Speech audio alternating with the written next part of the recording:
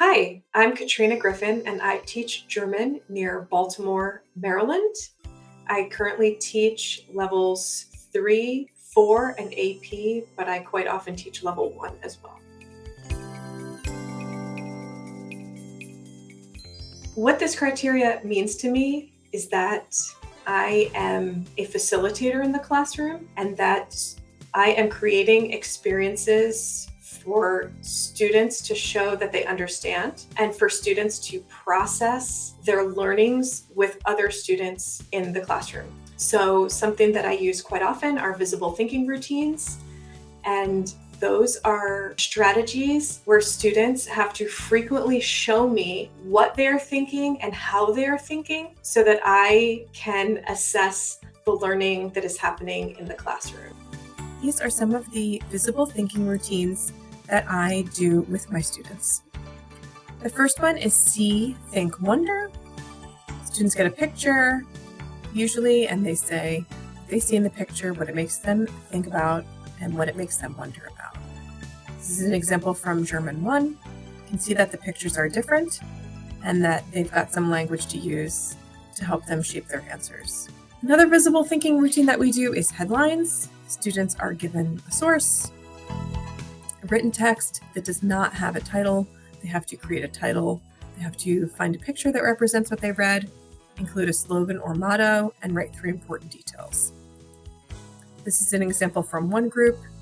They have a very clear title. It explains that families in Germany are getting smaller and smaller, and their picture also shows that same message that they got from the story.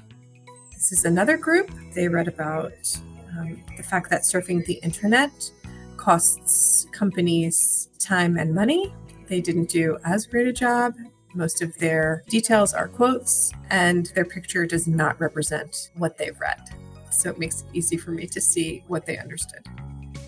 So it's not just what you'll see when you enter the classroom, because you'll see students working together, but it's what you hear students saying to one another, that they're saying, hey, what do you have? What did you get for this? How did you get that? Or what do you think about this? You'll hear them talking to each other and trying to clarify ideas with one another or share perspectives. Well, I thought I understood it this way, or I understood it a different way, or maybe it means this. And so it's not just what you see, because when you walk by, you would see students in groups or with a partner, but it's really what they're saying to each other. And they're doing more than just checking answers. They're really clarifying their learning and processing information.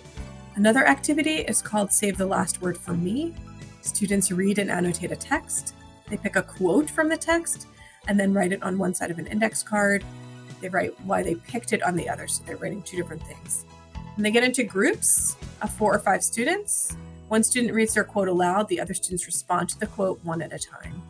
And then the student who started shares the rationale of why they wrote that quote. And then they get the last word and say anything that occurred to them from listening to their classmates. And they repeat that with all group members. The visible thinking routines and asking students to share their learning and thinking are so important, because I need to constantly check for understanding. Maybe the old way that I did things was that we would do an activity, and once we'd done the activity, students would turn the papers in. So I was more focused on going through the activities and getting through my lesson than what students were learning. And with this kind of teaching, we don't necessarily try to get through the lesson as much. Maybe we cut things out based on what students have said, or I am able to see who understands something and to what extent they understand something. What would I tell someone about checking for understanding?